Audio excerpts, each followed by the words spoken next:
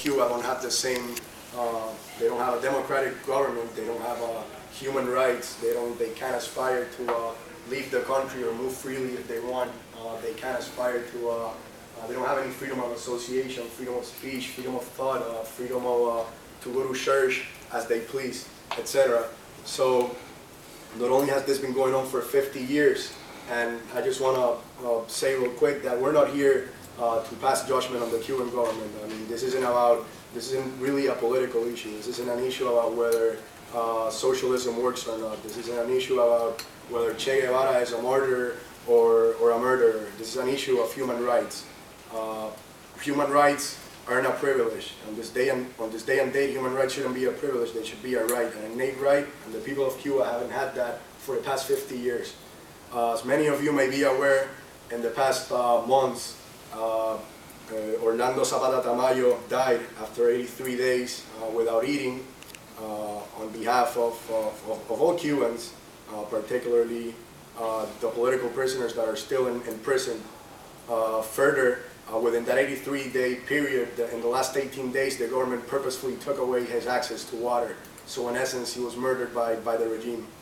Second, the Ladies in White, and that's the reason why we're wearing white today.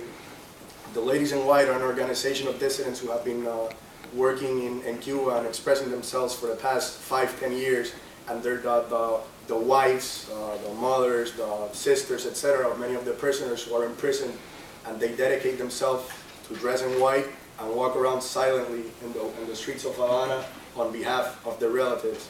Around 2-3 weeks ago, they were assaulted by an angry mob. Many of them were beaten and taken to prisons across Cuba, their crime being wanting freedom for their relatives and for their countrymen.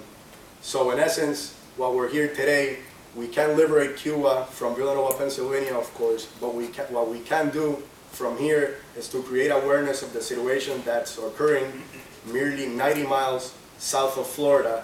And by creating awareness, we empower the people in Cuba who are afraid and who have been afraid because they've been terrorized by the Castro regime, and we empower them to fight for their rights.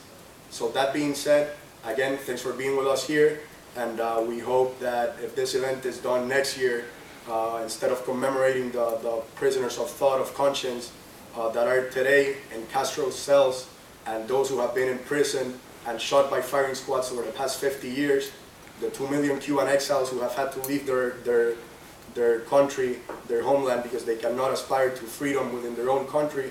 Hopefully next year we can say that that is not an issue anymore, and we can celebrate the freedom of the Cuban people next year. So thank you very much, and please.